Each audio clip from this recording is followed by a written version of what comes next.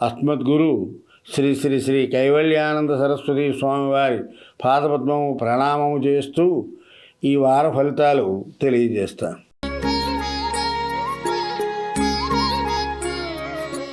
వృషభ రాశి. ఈ రాశి వారికి కృత్తిక 2, 3, 4 పాదాలు, రోహిణి 1, 2, 3, 4 పాదాలు, మృగశిర 1, 2 పాదాలు. ఈ రాశి వారికి లగ్నచంద్రుడు కారణంగా ఆరోగ్య విషయంలోనూ సంతోషము, ద్రవ్యము, గౌరవము, మంచి ఆహారం, కొత్త వృషాల యందు ఆసక్తి కలిగి ఉంటారు. ప్రతి పని యందు కూడా అధిక శ్రమ పడవలసి వస్తుంది. దానివలన శత్రువృద్ధి అవుతుంది.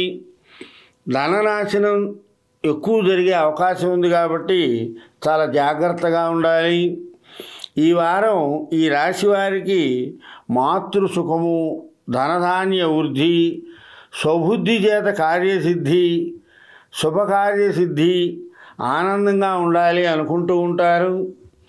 సోదరులతో కలహాలు వచ్చే అవకాశాలు ఎక్కువగా ఉన్నాయి. అందుకని మనం ఈ వారం ఎక్కువగా మాట్లాడకుండా ఉంటే చాలా మంచిది. కుటుంబంలోని పెద్దల పిల్లల యొక్క ఆరోగ్య విషయంలో చాలా డబ్బులు ఖర్చు పెట్టవలసి వస్తుంది.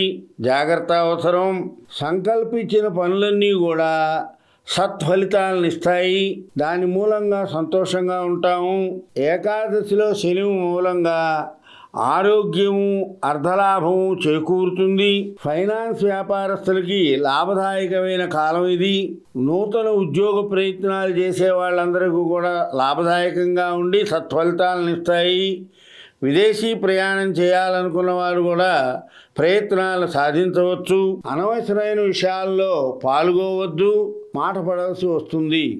సంఘంలో ఉన్న వాళ్ళకి మర్యాద హాని జరిగే అవకాశాలు ఎక్కువగా గోచరిస్తున్నాయి. అందువల్ల ఈ రాశివారు ఈ వారం అంతా కూడా విష్ణు సహస్రనామ పారాయణ చేయండి. చదవడం రాని వారందరూ కూడా ఓం నమో నారాయణాయ అనుకోండి.